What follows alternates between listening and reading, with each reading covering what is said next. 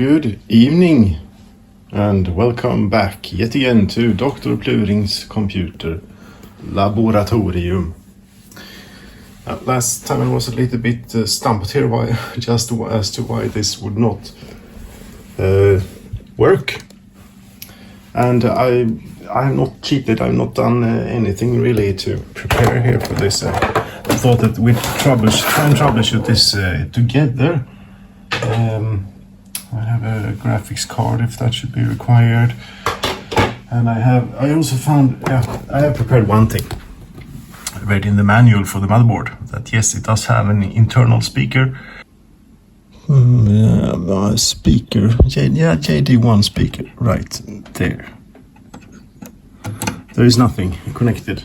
On the JD1 header, pins 3 to 4 are used for internal speaker. Close pins 3 to 4 with a cap to use. Aha! If we have anything that is not being used, down here is something. Right by the burnt trace. That's a little bit of a trace there that has lifted up. But there is also a jumper which is not in an on position. Hey, thank you. Maybe there is a marking there that I should say that is pin 1, so this should be pin 3 to 4. There we go. Power on. Beep, beep, beep, beep, beep, beep, beep. Right. Okay, so it is actually telling us something and trying to speak to us. What is that? That's enough of you. I believe there was an appendix of just what these beeps are supposed to mean. Post error beep codes. This section lists post power on self-test error beep codes for the MI BIOS. Post error beep codes are divided into two categories, recoverable and terminal. This section lists beep codes for recoverable post errors. Yes, but I'd say that this is not a recoverable post error. One long and two short, one no. 8 beeps memory error. Yeah, it wasn't quite it, was it?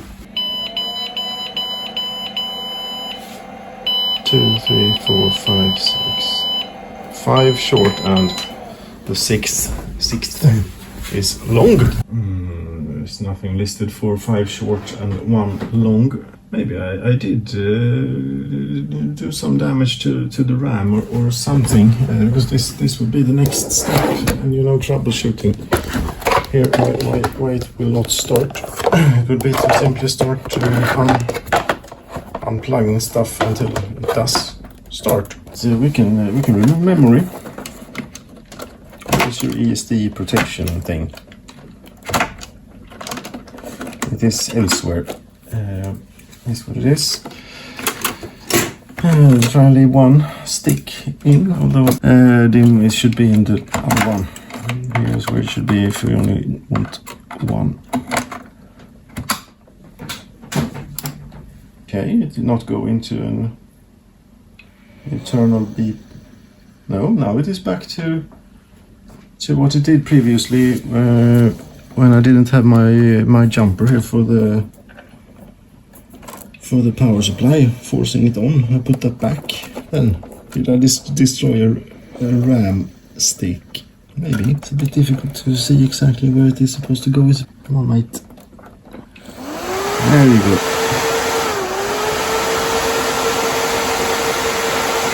Okay, so it is working. Maybe. Could have one beep, please. Maybe. I think it needs a little while to think things over. Yep, there we go. Ta-da! There's an issue with the RAM that I have destroyed. Or ruined it or something, but we can... I think that what I'll do here is I'll put all of it back. Sometimes just reseating can do quite a bit. Try to, if we have these in matching pairs. Not quite, almost. A little bit of an odd configuration, maybe. Try it again. There you have it. It is fixed.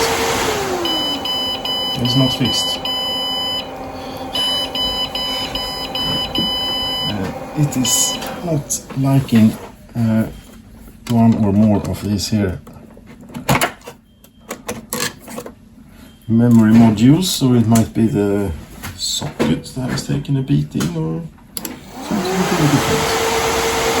Remove this pair. No, I do not like that. One single bit. Okay, do you like only that as a start?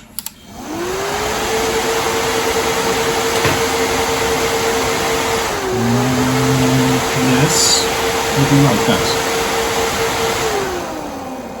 It will appear. That seems to be working. I said we can get 4 of these working, and I can put two big sticks in as well. And that's better than nothing. Okay, this seems okay too. Right.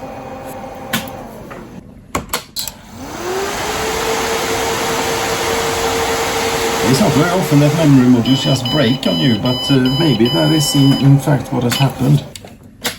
But that seems okay. So it's one of these then. That's bad.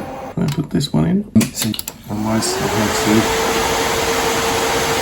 This okay. This seems fine too. So it's this one that it does not like. Maybe it likes it better in this slot.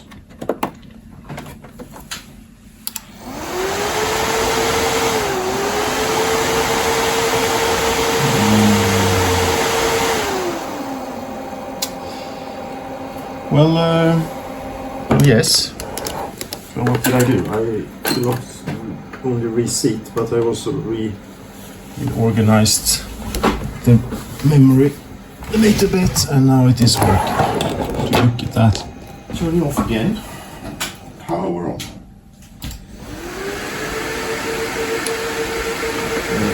Just a moment. Get all this out of the way so I can put the lid on finally.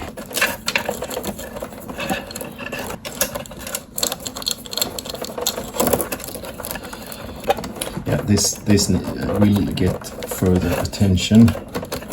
Now I'm just a little bit excited for it to actually work.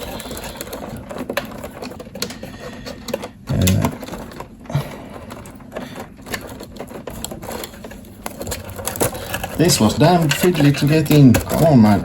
Come on. Something. I'm going to tie all this down later. Cable ties and what have you. For now, I'm just interested in seeing that all the fans spin freely, and they do. Great. Great.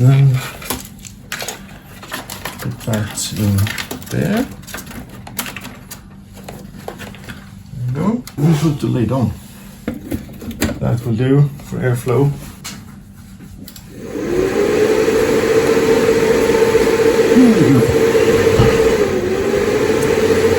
None of the LEDs, nor the display, nothing of this is operational, nothing buttons, no nothing. Maybe we can have a second series of Troubleshooting repurposing NAS, where we're trying to figure out how all that works. However, I really don't see the need, since I won't. This will probably be behind that wall, which is a closet. Whole heap of hard drives. If numlock turns on and goes on when you do it like that, it's like the oldest trick in the book to see if a computer is actually responsive or not. Yeah, IPME card is first powered. System waits for its initialization. There you go. It seems initialized now. So we need to wait for the SAS controllers to do their BIOS thing. Can actually turn this off for a bit quicker boot. I don't need to boot off the SAS controllers, so we can turn all of this off. There we go. A nice little beep. And you should be booting, I would hope. Reboot and select proper boot device. It could be. It could be that the not only the power cable was unplugged for the system drive, but also the safety cable was unplugged. That's why you have a little bit of trouble finding your boot device, I'd imagine. This is taking.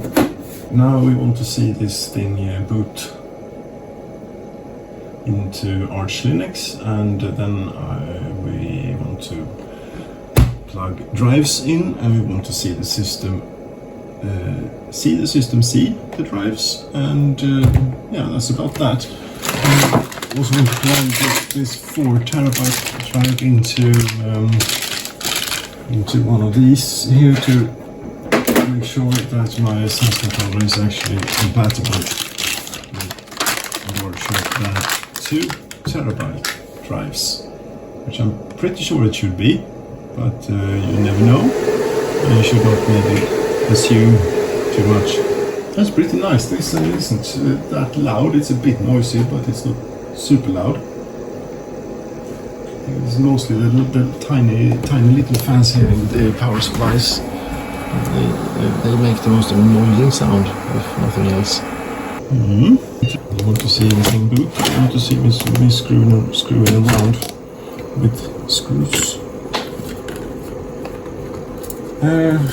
But primary superblock features different from backup. Okay. It would appear that I did not gracefully shut this machine down last time around. That's okay.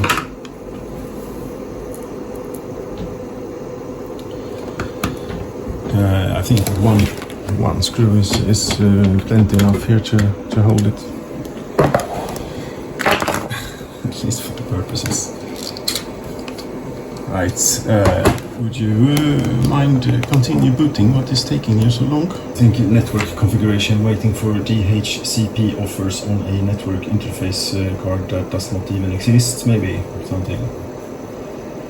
If memory serves, the internal, indeed, if memory serves, then the internal controller does not have what should we call it? Support for 4 terabyte drives. We shall see. Yeah, it recognizes the drive, but it sees it as a 2 terabyte drive, so that's no good. Careful while it's still spinning. Now we just plug in here into SBLK and see. We do have SDA, is the only one we have right now. I'm just going to pop these in.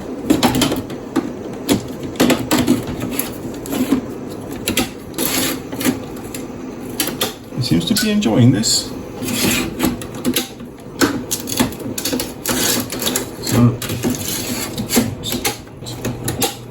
Right then, what do we get?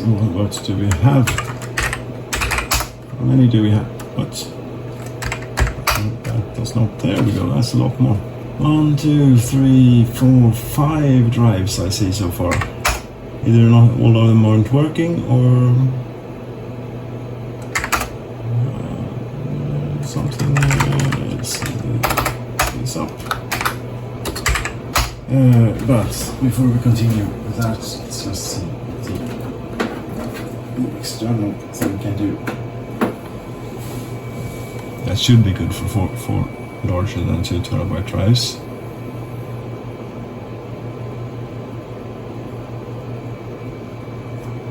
Yes, indeed. Very good.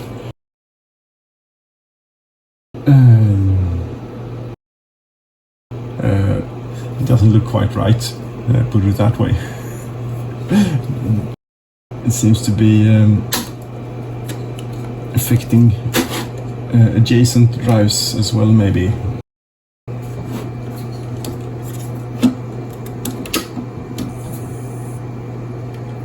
Yeah, this is probably working.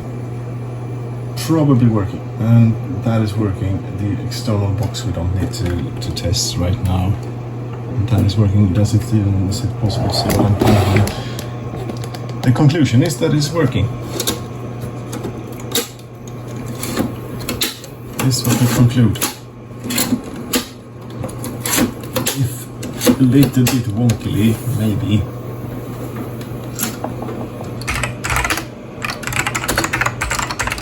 So that's okay, really, because my NAS is hereby repurposed. Some RAM got jigged loose or something, probably when this thing fell on it. Right. Okay, now it's a bit more noisy. But there you go. We have a proper Xeon CPU, we have ECC memory, we have SAS 3 or whatever that controller is. It better than 2 anyway. I might be speaking rubbish now regarding the versioning, but there's something like that with the 2 terabyte drive limit among other things. I think this means is it how's the air coming out? It's not really hot. This is also one way of checking the CPU temperature, is taking a finger to the heat sink, and it is, oh, it's not even well, it is warm obviously, but it's not hot, so it's good. It's very good. There you go. Power off, which is a feature that this really doesn't have, because of how it had to do with the power supply. There you go. Ladies and gentlemen, thank you so very much for watching Dr. Plurin's Computer Laboratorium. We shall see if I if I return with more Computer Laboratorium videos, or if this was a tune-up rebuild. Thank you so very much for watching.